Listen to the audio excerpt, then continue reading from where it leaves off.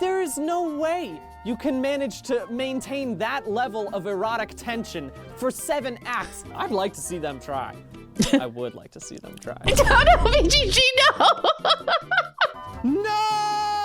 I was waiting for the crash out. It was like, it was going so chill for so long, and this is where it crashes out. Hello, YouTube. My name is Cloudy Clarity, but you can call me Claire or Cloudy, and I am a Weather Witch VTuber who streams a variety of games. And I have already reacted to many of BDG's wonderful videos, and in the comment sections, I keep seeing you guys asking again and again and again for me to react to the Skyrim book one. And I'm really excited because I did play Skyrim back in the day when it first came out, you know, hundreds of hours into it, everything like that. So I cannot wait to see what he's found in these books.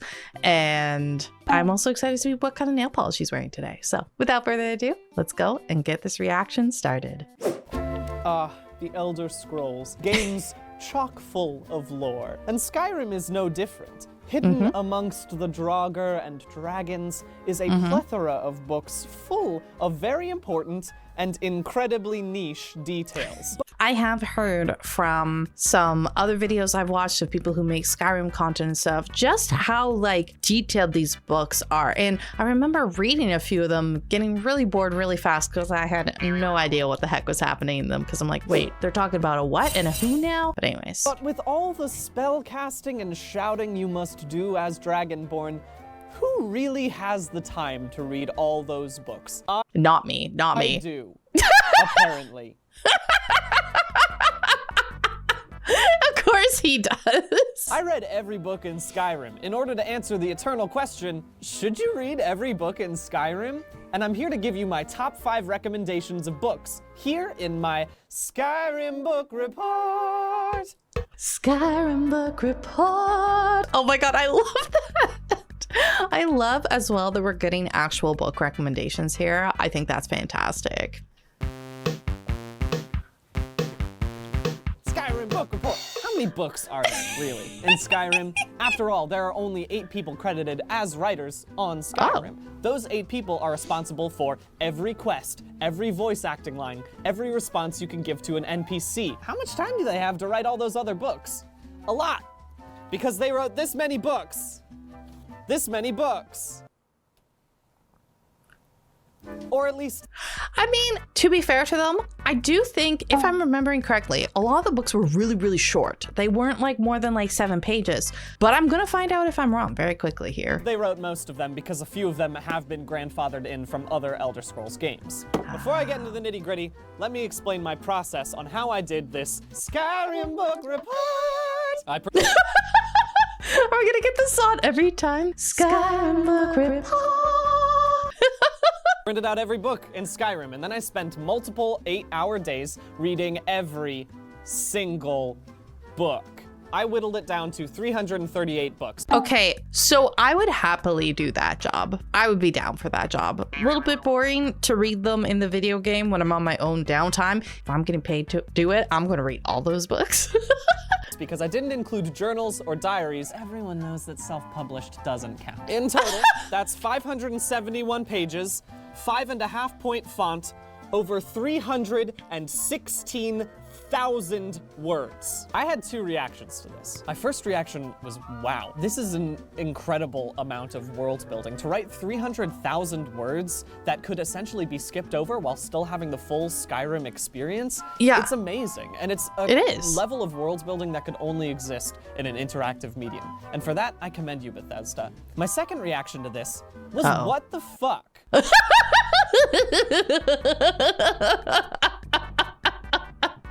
Yeah, I agree. Listen, it is cute when games put like some little lore bits in like some little hidden spots, and oh, you gotta like, you'll find out this really neat little tidbit if you do this and this and that. But I hate when games put like all of the lore in like these long things that you're never gonna read. They're like, oh, you picked up this page and oh, it's super important to the lore. It's like, are you gonna give me a cutscene? Like, are you going to integrate it into it? No, I just have to read this page. I'm not doing it. That's not why I'm here.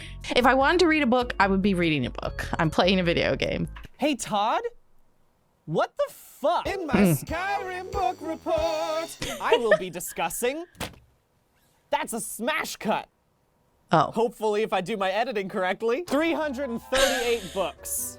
Actually, 337. I just realized over here, Songs of Skyrim, I put both of them in there, but there's a revised edition. I lied. It's just 337 books now. Obviously, I don't Well, I mean, if it's only 337. have time to synopsize all of these. And believe me, you wouldn't want to watch that even if I could. I don't know. If you did it, I'd probably want to watch it, but you're not wrong. You're not wrong. Split them into categories to make this a little bit easier. First up, historical books. These book titles you see rolling up the screen are all biographies or histories. What I categorized as histories was anything that had big historical dates in them, explanatory histories, or pretty much anything that was boring. History's so boring! Okay, history is really fascinating, but sometimes reading all that history in a video game world when you just want to go and beat up the enemies becomes incredibly boring. J.R.R. Tolkien did the world a disservice by making every single fantasy writer think that they need to chronicle every goddamn minute of their world in order for it to be legitimate. I don't give two shits about a king who lost a war 700 years ago. Shoo, get out of here. Not when I'm playing my video game. Again, if it's in like an actual, like if I'm picking up a book and I'm reading a book, the type of media is so important here. If I'm playing a video game where I'm picking up a sword and a magic spell and I'm just like going to town, destroying things, I'm not as interested in the plot. If I'm playing my JRPG, I'm gonna be a lot more into the plot, potentially. Like, it depends. It depends. Some people get into this and they want all of that detail. Some of these biographies are actually pretty interesting. But a lot of them are written like the Chronicles of Nchuleft. I didn't tab it out because it's a shitty story. It happened in Second Planting, PD 1220, that Lord Ichlandam, on a journey in the western uplands, came to Nchuleft, and Protector Ankard and General Rukunthunch met him there, and Dalen Zanchu also came to the meeting. They talked together long by themselves, but this only was known of their business, that they were to be friends of each other. They parted, and each went home to his own colony. Okay, yeah, that is literally how so many old books are written. Like, so I have a copy of The Death of Arthur, or Le Mort d'Arthur, which is like the story of King Arthur and his knights. And it's written like this. It's hilarious to read it. If you go into it with the right mindset, it's hilarious reading it because it's all written like this. But yeah, if you're in there, yeah, it can get really boring too. You gotta go in with the right mindset. Riveting! History's so boring. I'm done with this. Next category, instructional books. These are all field guides or basic recipes about how to make good armor or what flowers go in which potions. At best, they are in-fiction instructional books. At worst, they are so obviously trying to get you to go do specific things, pulls you right out of the fiction. Come on, man. That's all I'm gonna say about that. Everyone's favorite, the academic books. Is it our favorite? Is it really our favorite? Fun fact about academic books that I learned in college is that no one has ever enjoyed writing or reading an academic paper. There we go. As someone who has written academic papers, can agree. It was awful. There's a reason I didn't go for my PhD, because I never wanted to do that again. Why'd you put it in a video game? Mythical stories. It's kind of weird to differentiate things between myth and history, especially in this world where you can talk to demon princes. I split these two up because these are very boring, and these are slightly more palatable. They're more like creation myths, or they're just like random stories that are fun to read. So they're getting closer to good fiction. The poetic and dramatic. Everyone knows that poetry and theater are meant to be seen and not read. And you have no idea how much it pains me that I do not have time to do stage readings of all these. Oh my God, I would have loved that. We would have also loved that, BDG. We would have happily sat here as a captive audience and watched you reenact all of these. We have What genre is It's the catch-all. These tend to be accounts, kind of like medieval fantasy op-eds, so I just put them here. We're done with these now, so. Get out of here. Okay. Finally, we have 59 books. Oh, 58. I would consider good fiction. Oh, okay. They were enjoyable. Good fiction. What I did here is I gave myself 3 criteria about what would make good fiction in the realm of Skyrim. Number 1, does it help build the world around us? Number 2, does it give us an interesting or different perspective on that world? Okay. And number 3, is it good? Now you might say, fair. Brian, what gives you the right to say what is good fiction? I read all 338, you dingus! Believe me when I say that these were the only good ones. You know what? Based on that alone, and also, you know, I like his takes on things. So yes, I trust you, bro. Don't worry. This is all I'm qualified to do now. Drink.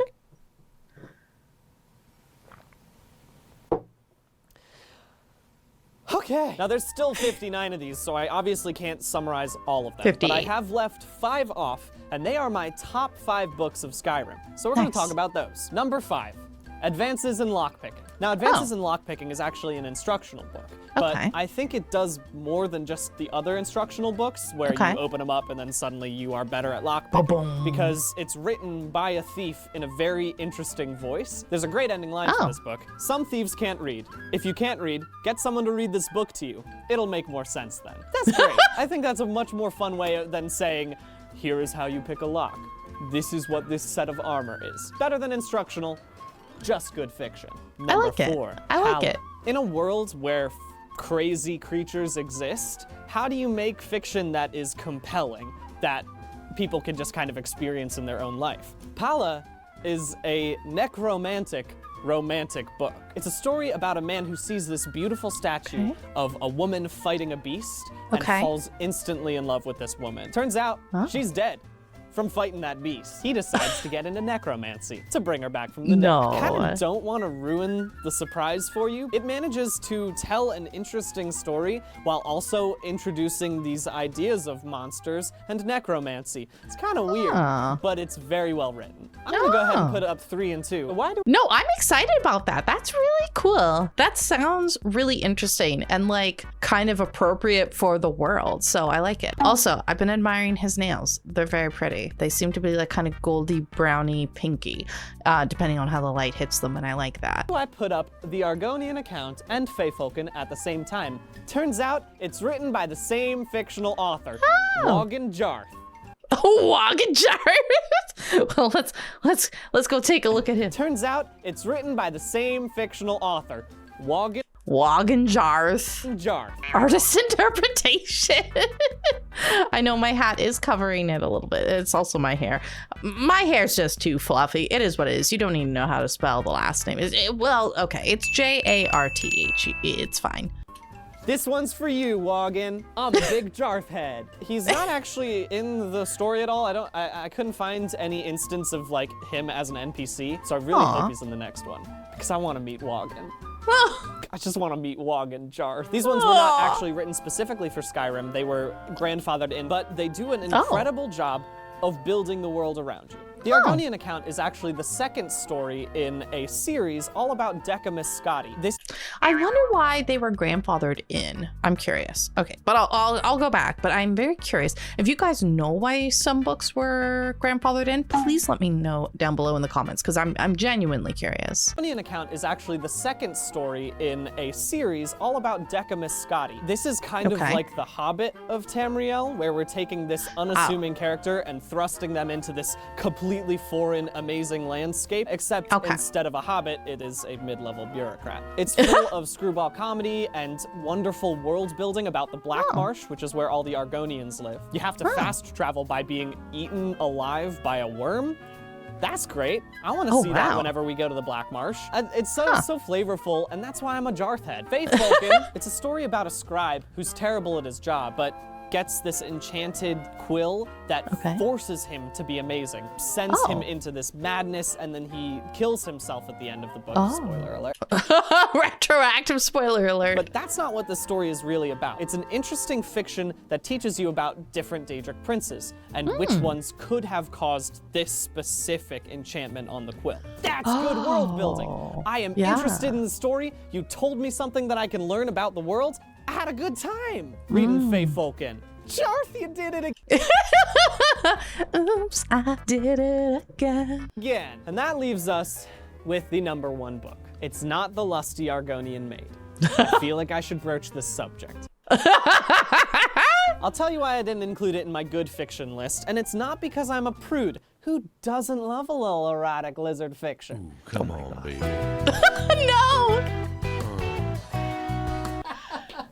The reason I didn't include The Lusty Argonian Maid as one of the best pieces of fiction is because it's 7 acts long. 7 acts?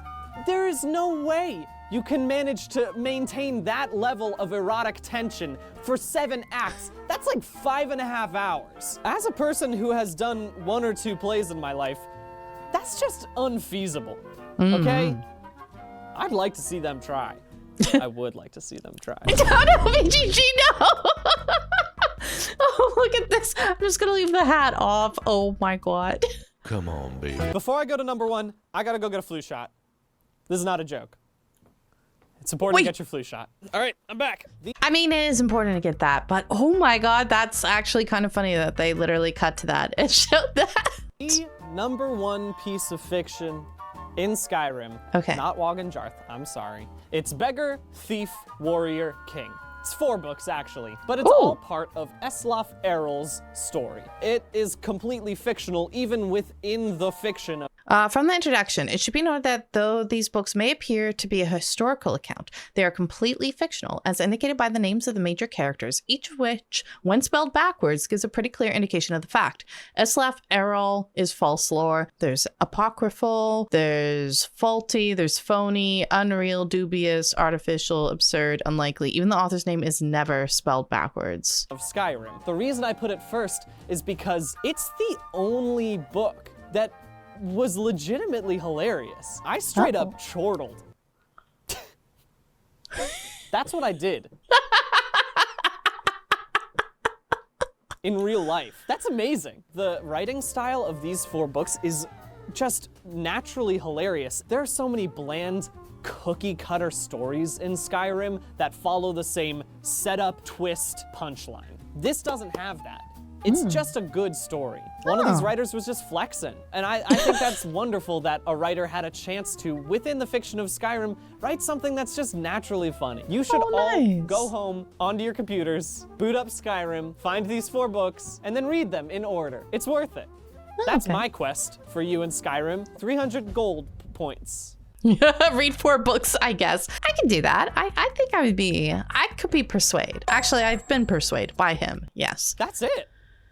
That's it. That's all of the books. So like, what did I learn from reading all 338 books of Skyrim? Surprisingly, a whole lot. Like, there are 2 main takeaways that I pulled from this. #1, this is a masterclass on how to write effective flavor text between all of these historical, instructional, the good fiction, and, you know, the iffy fiction. This is a way to learn what to do and what not to do. Obviously, not everyone is going to connect with certain types of flavor text. I'm sure there's a lot of people that disagree with me and think that the historical is the most important flavor text. And yeah, there's going to be a lot of people who will think that, and that's fair, right? Because some people are going to want to know, like, care so much about Skyrim or the world of, you know, the Elder Scrolls series that they're going to want to know all that, and that's fantastic. But I think this is kind of more generalized towards like the general audience of people that would be interested. Like, these are the books that most people would agree are a good time. You know what? They are valid, and they're wrong. And they always seem to find my comment sections. When you take something good like Fae Folken, which teaches you about the Daedric princes,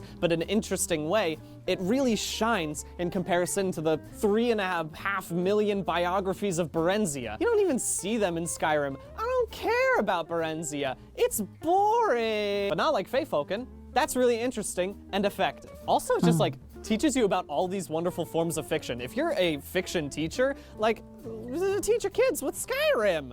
That'd be fun. Teach the kids with Skyrim. I got a creative writing degree. Oh no. It's his actual diploma. Let's go. That's all I have to say about that. Second takeaway, this is a wonderful teaching device about unreliable narratives. So many of these histories are negating other ones. This is a wonderful way of showing people you need to read everything if you're going to get the whole picture. They often say that history is written by the winners, right? So there's more than one perspective in there. I read everything. I am the keeper of the picture. That's every book in Skyrim. So it's time for us to revisit that ever-present question. Should you read every book in Skyrim? No! What? How could you watch this whole 10+ minute video and think I would say anything? What? No! I bore this burden for you! Don't read them! No! Please, don't read them all. Don't read them! You can read the top 5, that's fine. Only the top 5, that's fine. How dare you jettison my gift! Don't read them! No! I was waiting for the crash out. It was going so chill for so long, and this is where he crashes out. We need to hear that again. Present question. Should you read every book in Skyrim? No! What? How could you watch this whole 10+ minute video and think I would say anything? What? No! No, obviously not. I bore this burden for you! Yes. Don't read Yes. them! No! Please, don't read them all. Don't read them! You can read the top 5, that's fine. How dare you jettison my gift! Don't read them! No! If you want to see me keep doing things like this, make sure to hit that subscribe button. And now for a staged reading of the sultry Argonian bard. I could never perform your request. Oh, is it too fast for you? I fear I may damage my instrument. Ah, but you seem to handle it so well, my darling. My lady, you flatter me. Well, it is such a large and magnificent piece. Oh my god. That was fantastic. And obviously at the end, he's like, don't do it. He suffered so that we would not have to, okay? We do not deserve how much he has suffered for us. And honestly, I am so glad that he read these so we don't have to, because I didn't, and I wasn't planning on reading them. But now I might go and read the 4 that he, well, I say 4. It's the top 1, but it's 4 volumes. So I might go and read that because now I'm really, really curious about it. That being said, have you guys actually gone and read some of the ones that he recommended? Do you agree with his top 5 list? And are you somebody who is really, really big into the historical stuff? So actually the historical stuff was your favorite part instead. Let me know down in the comments what you think, and also what other BDG Unraveled videos you would like me to go and take a look at in the future. I typically post a video every Monday as well, so if you do give a subscribe, you will get a notification, of course, when a new video is posted. So thank you guys so much for coming by and supporting me and watching my reaction. I really hope you guys had a great time. I hope you all have yourselves a wonderful morning, afternoon, or evening, and I'll see you guys again in the next one. Okay? Goodbye, everybody.